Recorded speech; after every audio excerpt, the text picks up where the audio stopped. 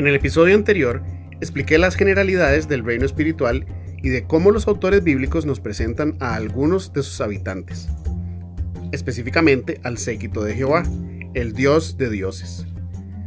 Así sean ángeles como principados y potestades en su concilio divino, todos forman parte del anhelo que él tiene de formar una familia tanto celestial como terrenal. Este es el proyecto que da inicio a la épica bíblica. Dios construye su templo en 6 días conforme la idiosincrasia de la antigüedad e introduce en él su imagen, la humanidad. Y creó Dios al hombre a su imagen. A imagen de Dios lo creó. Varón y hembra los creó.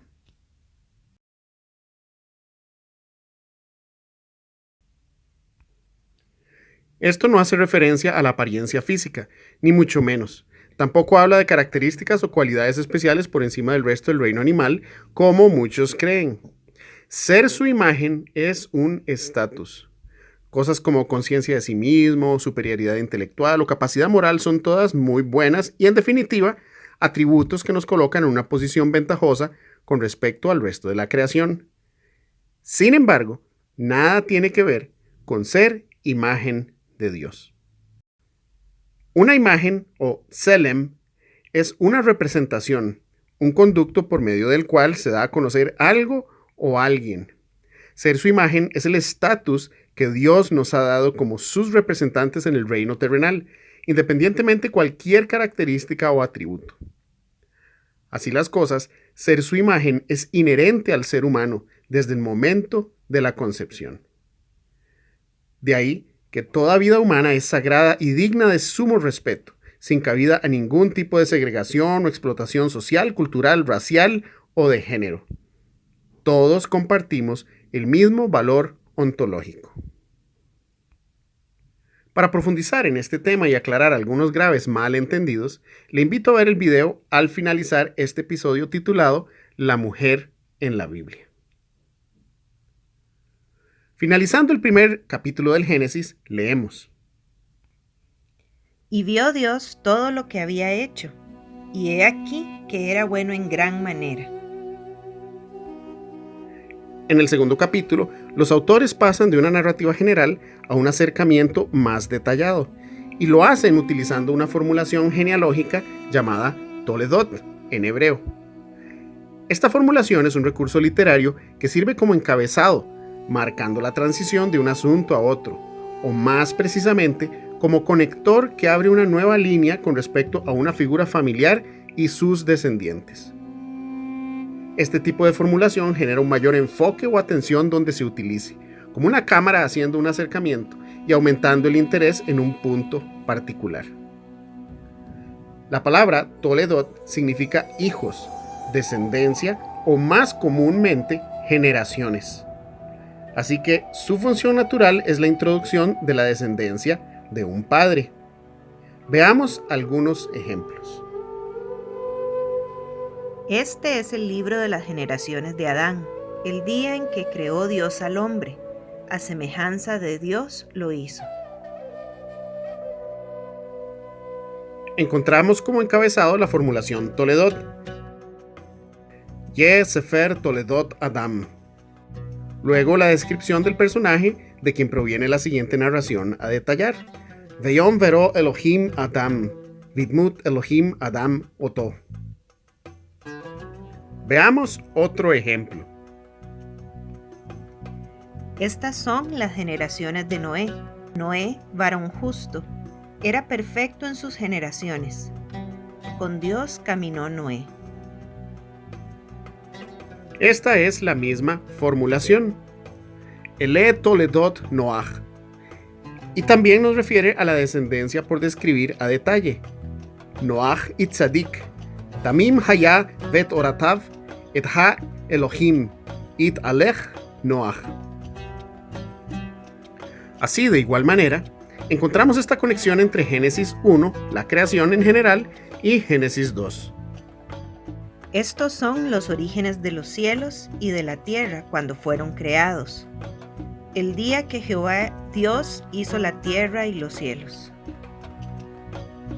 La palabra orígenes, que encontramos en las traducciones al español, es en realidad la palabra Toledot o generaciones, conforme la misma formulación genealógica. Veamos. Ele Toledot Hashamayim vet haaretz vehi vareham, para luego hacer referencia a la descendencia de los cielos y la tierra. Vayom asot Yehová Elohim eretz veshamayim. Así, los autores bíblicos retratan al hombre o la humanidad como descendientes de la tierra de donde fue tomado. En otras palabras, terrestres. Como el Padre se compadece de los hijos, se compadece Jehová de los que le temen, porque Él conoce nuestra condición, se acuerda de que somos polvo. Los paganos formaban imágenes de madera, arcilla, metal o piedra para ser colocados en sus templos. Luego, mediante un ritual que consistía en abrir la boca del ídolo, invocaban el aliento o espíritu de su dios para que lo habitara. Así, de igual manera, la idea del hombre como imagen es que a este objeto inanimado hecho de polvo, Dios ha soplado aliento de vida en él.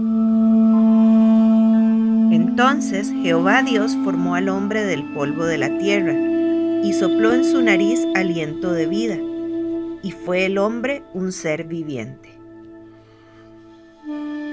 Contrario a la costumbre e ideología prevalente en todas las civilizaciones del Levante y Mesopotamia, no es el hombre quien hace imágenes de su Dios, sino que en el caso de Jehová, es Él mismo quien ha formado al hombre como su imagen, soplando aliento de vida en él. Una vez terminado el cosmos, su templo, este no es más que un lugar físico, pero ahora Él decide habitarlo. O en otras palabras, formar un hogar. Y así, Dios reposa en él. Esto es lo que ocurre en el séptimo día. Ahora, Dios desciende a su creación para sembrar un jardín o huerto e iniciar su reinado. Y conforme la idiosincrasia de la época, este sería espacio sagrado o lugar santísimo, el lugar donde el cielo y la tierra se unen, hogar ideal para la gran familia de Dios. Y Jehová Dios plantó un huerto en Edén, al oriente. Las Sagradas Escrituras son muy específicas con respecto a la localización geográfica de este jardín. Pero recordemos que nuestro planeta no siempre ha sido el mismo. Eventos geológicos, climáticos e incluso astronómicos han ido dando forma a la Tierra que hoy conocemos. De hecho, 15.000 años atrás, los continentes eran más grandes debido a mayor cantidad de agua congelada en los casquetes polares. Esto permitía mayores extensiones de tierra expuesta en las zonas costeras. Y una de estas zonas sería el Golfo Pérsico, donde desembocan los ríos Tigris y Éufrates, ambos mencionados en el Génesis. Estudios recientes han demostrado con mayor precisión evidencia que esta zona geográfica era muy distinta en la Sumeria prehistórica. De acuerdo a modernas imágenes satelitales, hoy sabemos que los ríos Tigris y Éufrates se conectaban formando un gran río que atravesaba lo que sería territorio habitable en el fondo del Golfo Pérsico. El arqueólogo y antropólogo especializado en la prehistoria de la península arábiga, Jeffrey Rose, se refirió a esta área como el oasis del Golfo. Y cito: dada la extensión de los terrenos expuestos dentro de la cuenca del Golfo y su considerable depresión interior, se cree que formó uno de los oasis más importantes del mundo antiguo, con abundancia de alimentos, agua, materia prima lítica y posición geográfica privilegiada. La evidencia encontrada muestra que estos no eran los únicos ríos en la región. De hecho, había muchos otros ríos pequeños que desembocaban en este gran afluente. En la base del valle encontramos dos grandes lagos y finalmente una desembocadura en el Golfo de Omán por el hoy conocido y muy disputado Estrecho de Hormuz. Según antropólogos expertos, este lugar coincidiría perfectamente con los patrones migratorios de los primeros humanos que salieron hacia el noreste del continente africano. En julio de 1993, el doctor Farouk El-Baaz, geólogo y director del Centro de Teledetección de la Universidad de Boston, descubrió rastros del lecho de un gran río, utilizando imágenes de radar que penetran el suelo desde el transbordador espacial. El cauce de este río recorría prácticamente todo el territorio de Arabia Saudita hacia el este, desde la región montañosa de Hijaz hasta el Gran Valle del Golfo y sus lagos. A este río se le llamó el Wadi Batin. Sin embargo, el doctor James Hofmeyr, arqueólogo y egiptólogo, erudito del Antiguo Testamento, propone que este podría ser un posible candidato para el ya desaparecido río Pisón, debido a las abrumadoras coincidencias con la descripción bíblica. Si consideramos que dicho río recorría toda Arabia Saudita, que en aquella época se conocía con el nombre de Havilat, y además tomamos en cuenta que esta misma región muestra evidencias de vastas minas de oro, especialmente en el área llamada Mahd ad-Dahab, convierte a esta zona geográfica en una muy posible ubicación del antiguo Edén, conforme las descripciones bíblicas. Ya para los años 11.200 al 9.700 a.C., finalizando la última era glacial conocida como el Drías reciente y dando inicio al Holoceno, el nivel de los océanos aumentaría abruptamente unos 127 metros en el fenómeno que paleoclimatólogos y oceanógrafos llaman el MWP-1b, o pulso de derretimiento o agua de deshielo 1b, por sus siglas en inglés, causando así la gran inundación del Golfo y rediseñando las costas continentales. Como veremos en el próximo episodio, este acontecimiento dará lugar a una de las narrativas más famosas de la antigüedad y lamentablemente una de las peor enseñadas. Y Jehová Dios plantó un huerto en Edén, al oriente, y puso allí al hombre que había formado. A partir de esta sección, los autores cambian el lenguaje de Ha-Adam, el Adam o el hombre, de su amplio significado general, por Adán, sin el artículo definido, para referirse ahora a este como una persona u hombre singular, lo que presumiría ser un representante o arquetipo de la humanidad delante de Dios. En este punto, hay quienes creen que este hombre fue el primer ser humano, aunque el texto no es explícito al respecto. De hecho, otros eruditos creen que Adán fue elegido como cabeza o representante humano de entre los hombres de la creación ya formada en el capítulo anterior y colocado o puesto literalmente en el jardín, como sugiere el texto, tanto en el versículo 8 como en el 15. Y Jehová Dios plantó un huerto en Edén, al oriente, y puso allí al hombre que había formado. Tomó pues Jehová Dios al hombre, y lo puso en el huerto de Edén, para que lo labrara y lo guardase. Esta idea es paralela a la elección de Abraham o Israel como conductos por medio de los cuales Dios se manifestaría al mundo y concuerda perfectamente con la teología de elección explícita a partir del capítulo 12 del Génesis, donde todos estos, de igual manera, fueron puestos delante de Dios para representarle ante las naciones. Y aunque esto resolvería pasajes complejos como el temor de Caín de ser asesinado si alguien lo encontraba, o el haber hallado esposa en su exilio y haber construido una ciudad, la verdad es que el texto es ambiguo al respecto y ambas opciones podrían defenderse en el estricto sentido semántico. Sin importar cuál sea su perspectiva o la mía, es un hecho que este Adán y su mujer son retratados claramente por los autores bíblicos como personajes reales, reyes y sacerdotes de la creación, responsables de hacerla florecer como Edén. Y Jehová Dios hizo nacer de la tierra todo árbol delicioso a la vista, y bueno para comer, también el árbol de vida en medio del huerto, y el árbol del conocimiento del bien y del mal. Entre los muchos buenos árboles del huerto, la narrativa destaca dos en particular. El árbol de vida, cuya localización central en el huerto nos informa de su importancia. Si consideramos la analogía de Edén como espacio sagrado, su centro correspondería al lugar más alto, en otras palabras, el lugar santo, el monte de Dios, donde el hombre podría tener comunión directa con Él, la fuente de vida. Este entendimiento lo encontramos retratado en el tabernáculo, al ser decorado con imágenes de palmeras y frutos, simulando el Edén, pero especialmente en el lugar santo. Este era alumbrado por la luz de la menorá, lámpara o candelero en forma de árbol de almendro con 7 ramas y sus frutos en ellas. En la teología hebrea, el candelero que alumbra los panes es el árbol de vida, el lugar de la presencia de Dios. Para tener una visión más comprensiva de las Escrituras, todos estos conceptos deben estar presentes y quedar bien claros en nuestra mente, ya que son la base fundamental del tratamiento teológico de la épica bíblica y de cómo Dios cumplirá su deseo de vivir con nosotros.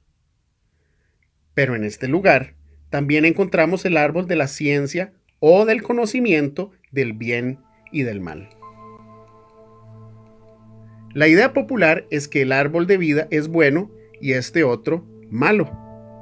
Generalmente se cree y enseña que Dios colocó el árbol del conocimiento en el jardín para probar al hombre. Pero esta idea no tiene ningún sentido si a la vez creemos que este es el espacio sagrado de Dios. Él no plantaría un mal árbol en su huerto, profanando su presencia y mucho menos si su fruto fuese mortal. Así como de igual manera, nosotros no encontraríamos un plato envenenado dentro del lugar santo. Este es espacio sagrado donde nada puede ser contaminado. El verdadero problema está en hacer una lectura superficial de Génesis 2, 16 y 17. Y mandó Jehová Dios al hombre diciendo: de todo árbol del huerto podrás comer, mas del árbol del conocimiento del bien y del mal no comerás, porque el día que de él comieres, ciertamente morirás. Y ciertamente morir es malo, pero el versículo no dice en ningún lugar que el árbol o su fruto sean malos. No que el fruto del árbol cause la muerte, sino desobedecer a Dios causará la muerte. El conocimiento del bien y el mal es necesario para hacer juicios con sabiduría. De hecho, las mismas escrituras nos dicen que no tener ciencia o conocimiento no es bueno. El alma sin ciencia no es buena, y aquel que se apresura con los pies peca. Claramente las escrituras nos invitan constantemente a vivir con sabiduría. El libro de Proverbios es básicamente un manual para esto, y evidentemente para hacerlo necesitamos discernir entre el bien y el mal. El problema no es el conocimiento en sí, sino las motivaciones para obtenerlo y cómo obtenerlo. Por esta misma razón es que los proverbios son enfáticos al iniciar afirmando que el principio de la sabiduría es el temor de Jehová. Los insensatos desprecian la sabiduría y la enseñanza. Oye, hijo mío, la instrucción de tu padre, y no desprecies la dirección de tu madre. La instrucción y dirección es necesaria para que dicho conocimiento dé como fruto la sabiduría. El desobedecer la instrucción es la insensatez de despreciar la enseñanza. Y esto es precisamente lo que causaría la muerte: despreciar la instrucción de Dios. El libro de Deuteronomio es un buen ejemplo de esto, ya que es un recuento del pacto de las instrucciones de Dios para con Israel. En este encontramos las distinciones entre lo bueno y lo malo, pero es Dios quien las define. Es Él quien ha decidido qué, cómo y cuándo revelarlo. El tomar del fruto por cuenta propia es buscar la autonomía, es definir el bien y el mal en nuestros propios términos, independientes de la revelación de Dios. Por eso leemos que las cosas secretas pertenecen a Jehová nuestro Dios, mas las reveladas son para nosotros y para nuestros hijos. Porque Jehová da la sabiduría, y de su boca viene el conocimiento y la inteligencia. Así las cosas, este árbol no es malo en sí mismo, pero buscar de él por cuenta propia significaría no solo desobedecer al Padre, sino obtener algo fuera de tiempo e independiente a Dios. La Biblia dice que Dios todo lo hizo hermoso en su tiempo. En el tabernáculo, este árbol de la ciencia o el conocimiento está representado por las tablas de la ley que se encuentran dentro del arca, en el lugar santísimo, en el mismísimo trono de Dios. Esto nos ayuda a comprender el porqué de la instrucción de no comer de él. En otras palabras, no usurpen el trono de Dios buscando ser como Él, teniendo conocimiento del bien y del mal. La misma ley, buena y santa, que preserva la vida, puede causar la muerte, y el apóstol Pablo lo plantea de esta forma. ¿Qué diremos, pues? ¿La ley es pecado? En ninguna manera. Pero yo no conocí el pecado sino por la ley, porque tampoco conociera la codicia si la ley no dijera, no codiciarás. Mas el pecado, tomando ocasión por el mandamiento, produjo en mí toda codicia, porque sin la ley el pecado está muerto. Y yo sin la ley vivía en un tiempo, pero venido el mandamiento, el pecado revivió y yo morí. Y hallé que el mismo mandamiento que era para vida, a mí me resultó para muerte. Una vez el hombre en el huerto, Dios ve su necesidad de ayuda, un par ideal para cumplir el mandato de fructificar y multiplicarse. Una que le acompañe en la tarea de reinar y gobernar como imágenes del Creador, reyes y sacerdotes delante de Dios. Y dijo Jehová Dios: no es bueno que el hombre esté solo. Le haré ayuda idónea para él.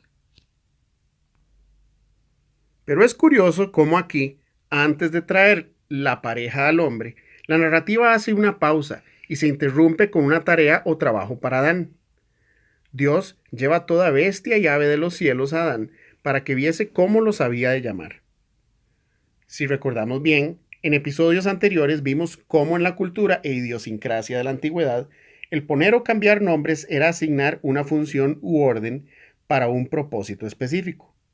Bueno, aquí el pasaje es claro que Adán nombra a los animales y hace la distinción entre bestias, palabra que hace referencia a animales salvajes, aves del cielo y finalmente ganado, o animales domesticables.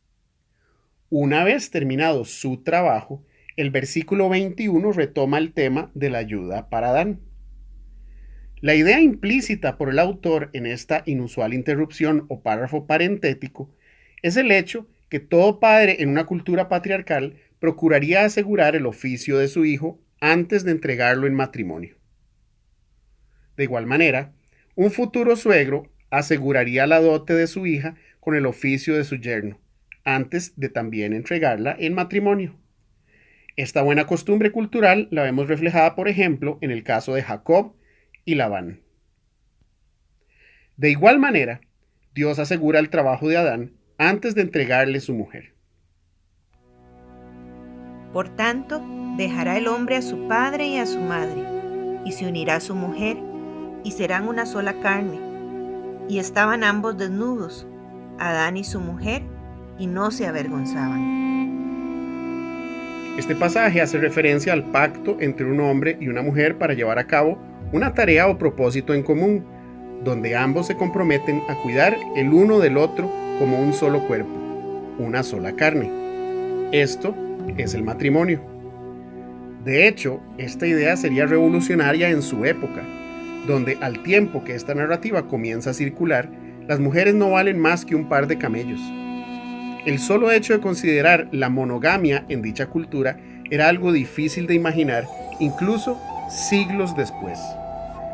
Esto hace de la Biblia un texto no solo extraordinario, sino revolucionario desde el punto de vista histórico, donde se eleva el papel de la mujer con respecto a la cosmovisión cultural prevalente en prácticamente todo el mundo conocido. Al referirse a ellos como desnudos y sin avergonzarse, hace alusión a su inocencia. La desnudez en las escrituras puede referirse al contexto sexual, como en Levítico 18, al usar el término descubrir la desnudez, como eufemismo de relaciones sexuales, que encontramos en distintos pasajes como Génesis 9, 22 y 23, Isaías 47, 3, Lamentaciones 1, 8, entre otros. Sin embargo, su principal significado trata de la vergüenza, el estar expuesto sin nada que esconder. También se utiliza como sinónimo de pobreza, debilidad y limitación humana en otras ocasiones. Pero en el contexto inmediato de Edén, la desnudez primordial hace clara referencia a la inocencia, la confianza mutua sin nada que esconder delante de Dios. Y no hay cosa creada que no sea manifiesta en su presencia. Antes bien, todas las cosas están desnudas y abiertas a los ojos de aquel a quien tenemos que dar cuenta. Ellos no tenían nada de qué avergonzarse, nada que esconder. Edén es la heredad de Dios, el lugar donde su anhelo de formar una familia espiritual como humana se hace realidad. Pero dicho anhelo tendrá un alto precio a pagar.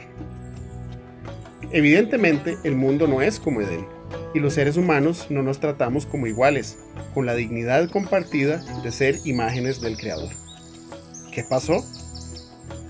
En orden de experimentar el amor y compañerismo con otros seres, Dios debe dotarles de libre albedrío o voluntad propia, lo que incluye la capacidad de elegir amarle o rechazarle, honrarle como padre o querer usurpar su posición. Y este es el precio a pagar.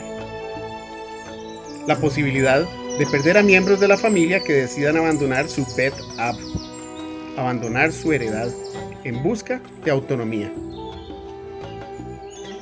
Por eso, en Job 15, leemos: He aquí, en sus santos no confía, y ni aun los cielos son limpios delante de sus ojos. ¿Cuánto menos el hombre? Pero para Dios, ¿es esta opción o ninguna? Él no quiere autómatas a su servicio o esclavos a disposición como en otras religiones paganas. Él quiere relacionarse con seres inteligentes, aunque imperfectos, que a pesar de sus errores, deciden amarle sometiéndose voluntariamente a su autoridad. Dios quiere hijos, sin importar el riesgo o el precio. Él está dispuesto a pagarlo. Este hermoso huerto debió ser el lugar donde sus hijos espirituales y humanos compartieran con él. El jardín desde donde el hombre hiciera avanzar el dominio de Dios en la tierra, con la asistencia de los seres divinos o espíritus ministradores a nuestro servicio. ¿No son todos espíritus ministradores enviados para servicio a favor de los que serán herederos de la salvación? Las Sagradas Escrituras hacen referencia a estos entes sobrenaturales como asistentes de parte de Dios para con nosotros. De hecho, uno de los nombres que los autores bíblicos utilizaron para describirlos fue Yir o vigilantes. Este es un nombre derivado del arameo que aparece únicamente 3 veces en el libro de Daniel, aunque en textos extrabíblicos como el primer libro de Enoc se utiliza para hacer referencia a los miembros del concilio divino, y sería de común entendimiento en el judaísmo del Segundo Templo, la época de Jesús. Su nombre se debe precisamente a la idea de vigilar por los asuntos de Dios en la tierra, asistiéndonos según la necesidad. Si alguna vez escuchó acerca del famoso ángel guardián, bueno, de aquí deriva esta idea. Mirad que no menospreciéis a uno de estos pequeños, porque os digo que sus ángeles en los cielos ven siempre el rostro de mi Padre que está en los cielos. Y a pesar de su gran gloria y poder, estando siempre ante la presencia de Dios, Él ha decidido poner al hombre a señorear sobre todas sus obras. ¿Qué es el hombre para que tengas de él memoria? ¿Y el Hijo del Hombre para que lo visites? Le has hecho poco menor que los ángeles, y lo coronaste de gloria y de honra. Le hiciste señorear sobre las obras de tus manos. Todo lo pusiste debajo de sus pies. Y probablemente sea esta idea la que no le pareció a un miembro de la familia espiritual.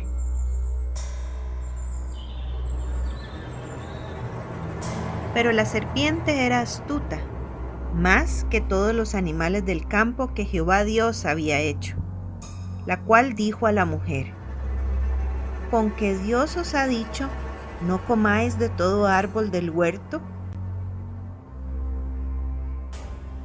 Los antiguos sabrían perfectamente cómo interpretar esta escena, y es que la descripción no trata de un animal que habla, aunque su figura es importante para transmitir el mensaje. Los autores bíblicos aquí hacen referencia a la rebelión de un ser sobrenatural en forma de serpiente. Isaías alude a dicha rebelión al escribir: Subiré al cielo, por encima de las estrellas de Dios levantaré mi trono, y me sentaré en el monte de la asamblea. Me haré semejante al Altísimo. Isaías hace referencia a este rebelde y de cómo anhelaba presidir sobre la asamblea, hablando de los hijos de Dios en el concilio divino. Y al igual que Job, se refieren a estos como estrellas. Ezequiel también hace mención de la rebelión en Edén, y en su caso menciona a un querubín guardián del trono siendo expulsado del mismo. Tú, querubín grande, protector, yo te puse en el santo monte de Dios. Allí estuviste, en medio de las piedras de fuego te paseabas, hasta que se halló en ti maldad, y pecaste, por lo que yo te eché del monte de Dios, y te arrojé de entre las piedras del fuego, oh querubín protector. Como expliqué en el episodio anterior, las descripciones de los guardianes del trono coinciden con imágenes conocidas para su audiencia inmediata, fuesen serpientes o leones alados con facciones humanas. La idea es darle forma a estos seres sobrenaturales. La serpiente de Edén era de hecho un ser espiritual cuya labor sería resguardar el trono de Dios. Un lector de la época hubiese reconocido inmediatamente que se trataría de un rebelde en el concilio divino. El académico semítico Dr. Michael Heiser hizo su tesis doctoral sobre los seres divinos de la Biblia, especializándose en el tema, y es reconocido como un destacado erudito de la antigua teología israelita del concilio divino. El Dr. Heiser llama la atención de este pasaje al apuntar lo que el autor de la historia hace con la palabra Nahash, serpiente, para describir a esta criatura sobrenatural. Sus consonantes se deletrean Nun, Het, Shin. Y recordemos que el hebreo no tenía vocales, por lo tanto, se debían proveer de ellas fonéticamente según el contexto. Y es aquí donde la maestría literaria del autor brilla. Heiser apunta que de hecho hay 3 distintas ideas circunscritas en dichas consonantes. La primera: al proveer las vocales para formar un sustantivo, hace referencia a una serpiente, Nahash. Sin embargo, como verbo, forma la raíz para las palabras engaño o adivinación, Nahosh. Y cambiando las vocales a Nohesh, obtendríamos el adivino. Finalmente, y como tercero, esta palabra como adjetivo, Nahash, podría significar el que brilla o el brillante, Nahoshet, y a la vez es la raíz para el sustantivo Nahoshet, que se utiliza unas 140 veces en la Biblia, específicamente como bronce o metal brillante. Como por ejemplo en el caso de Moisés, levantando la Nahasha Nehushtan, o serpiente de bronce en el desierto. Heiser cree que Génesis 3 está usando un triple sentido o entendimiento con la serpiente, donde las 3 connotaciones están en juego. El villano del huerto es un engañador con conocimiento divino, un ser brillante o luminoso en forma de serpiente, lo que hace su descripción sencillamente genial desde el punto de vista literario al describir a este querubín en rebelión. Con que Dios ha dicho, no comáis de todo árbol del huerto. La serpiente utiliza un juego de palabras parafraseando negativamente la instrucción de Dios, subrayando la prohibición para presentar su caso de un Dios que restringe su libertad, y utiliza la misma estrategia que hasta el día de hoy le resulta muy efectiva: la ambición de autonomía, ser iguales a Dios. Pero recordemos las palabras exactas de Dios.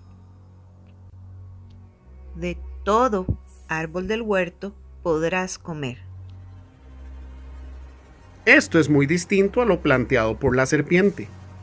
Ciertamente había una excepción. Mas del árbol de la ciencia del bien y del mal no comerás, porque el día que de él comiereis, ciertamente morirás. Sin embargo, la serpiente astutamente magnifica la excepción, haciéndoles cuestionar el carácter del Creador para con ellos, quienes se encuentran en posición de sumisión a Él. Haciendo énfasis en la prohibición más que en la libertad, el adversario distrae la atención de lo lícito, explotando así la creciente curiosidad y ambición de independencia en ellos. Este ser sobrenatural ha sembrado su semilla. El fruto de estos malos deseos, una vez concebidos, es el pecado, y el fruto del pecado, una vez cometido, es la muerte. La mujer ha caído en la trampa y lo vemos reflejado en su respuesta. Y la mujer respondió a la serpiente: del fruto de los árboles del huerto podemos comer, pero del fruto del árbol que está en medio del huerto, dijo Dios: no comeréis de él, ni le tocaréis, para que no muráis. Ella ha dado por un hecho su libertad de comer del fruto de todo árbol como si se tratase de una decisión autónoma, justo el argumento con el que fue atacada. Su respuesta fue: podemos, obviando el hecho de estar bajo autoridad divina, por lo que debió acertar que fue Dios quien lo dijo. Ahora, y por el contrario, es ella misma quien hace énfasis en la prohibición, añadiendo palabras que Dios no dijo. Pero del fruto del árbol que está en medio del huerto, dijo Dios: no comeréis de él, ni le tocaréis, para que no muráis. La serpiente sabe que tiene la atención de su presa. Esta ha sacado provecho de su brillante apariencia y hermosura, de su estatus espiritual como guardián protector, para socavar la inocencia de la mujer, sembrando dudas en su corazón en busca de su destrucción. Entonces la serpiente dijo a la mujer: no moriréis, sino que sabe Dios que el día que comáis de él, serán abiertos vuestros ojos, y seréis como Dios, sabiendo el bien y el mal. La serpiente hace su ataque, contradiciendo deliberadamente a Dios y a la vez apelando al deseo de autonomía expresado en la respuesta de la mujer. Lo irónico es que ya eran imagen de Dios y todas las cosas les habían sido entregadas. ¿Será que esto no era suficiente? Ciertamente para este miembro del concilio no lo era, como lamentablemente tampoco lo fue para ellos. Su propuesta fue muy tentadora. El día que de él coman, serán como Dios. Y vio la mujer que el árbol era bueno para comer, y que era agradable a los ojos, y árbol codiciable para alcanzar la sabiduría, y tomó de su fruto, y comió, y dio también a su marido, el cual comió así como ella. Entonces fueron abiertos los ojos de ambos, y conocieron que estaban desnudos. Entonces cosieron hojas de higuera, y se hicieron delantales. La codicia y deseo de autonomía ha llevado a la pareja del Edén a desobedecer la instrucción. Los arquetipos de la humanidad han corrompido su sacerdocio, han sido engañados para abandonar su Bet Ab en busca de conocimiento y sabiduría independientes a Dios. Haciendo esto, han entregado su dominio a la serpiente. Ahora, la hermosa creación que fue concebida para el hombre le pertenece a ella.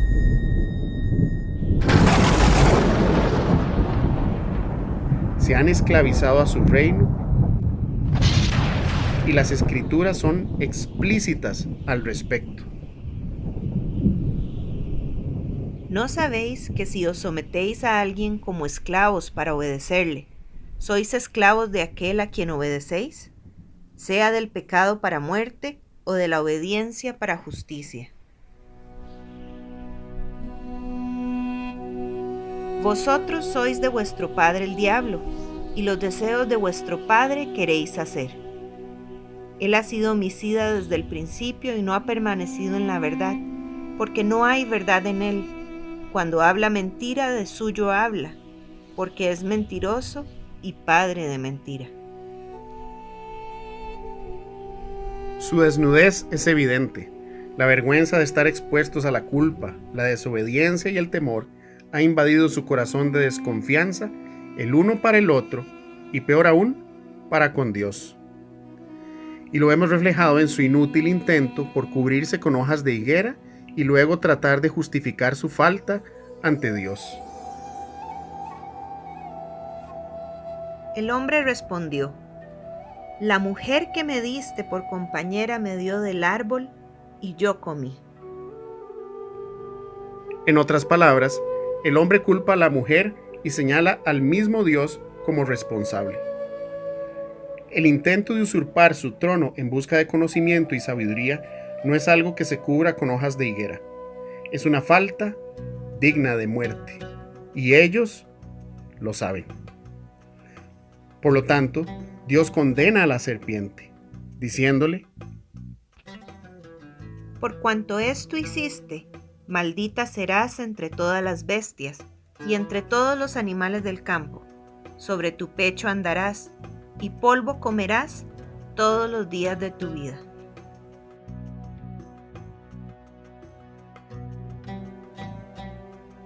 El doctor John Walton, erudito del Antiguo Testamento, en su libro El mundo perdido de Adán y Eva, dice: Esta maldición en la serpiente es similar a los encantamientos frecuentes en tumbas egipcias para ordenar a las serpientes a caer al suelo, inclinarse, arrastrarse o marcharse.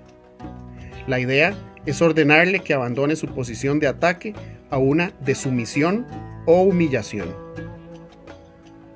Considerando la influencia de la teología heliopolita en la mente de los antiguos hebreos, no es de sorprendernos que sea la serpiente el animal a escoger por el autor, ya que en otros textos la identifican como el gran dios en el desierto. Otro papiro interesante muestra a una serpiente alada con piernas humanas con el título Señor del miedo en el inframundo. Uno con muchos rostros en el lugar del silencio. Así las cosas, Dios le ordena a la serpiente ponerse en posición sumisa y humilde delante de él. Pero la maldición va más allá al decir: polvo comerás todos los días de tu vida.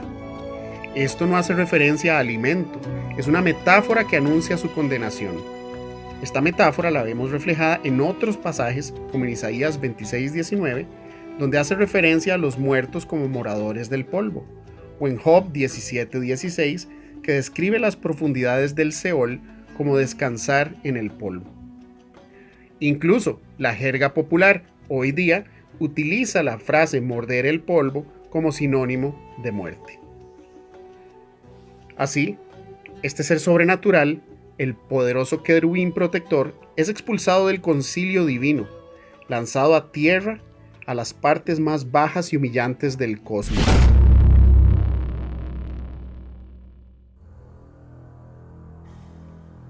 Se enalteció tu corazón a causa de tu hermosura. Corrompiste tu sabiduría a causa de tu esplendor. Yo te arrojaré por tierra. Descendió al Seol tu soberbia y el sonido de tus arpas. Gusanos serán tu cama y gusanos te cubrirán. Tú que decías en tu corazón, subiré al cielo, en lo alto, junto a las estrellas de Dios levantaré mi trono, y en el monte del testimonio me sentaré, y seré semejante al Altísimo. Mas tú, derribado eres hasta el Seol, a los lados del abismo.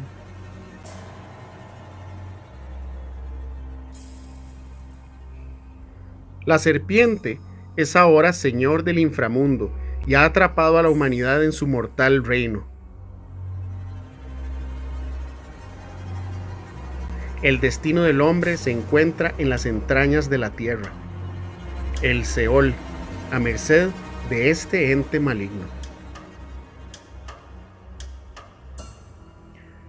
Pero Dios no renuncia a su proyecto y en lugar de condenar a la pareja, anuncia a la serpiente su juicio final.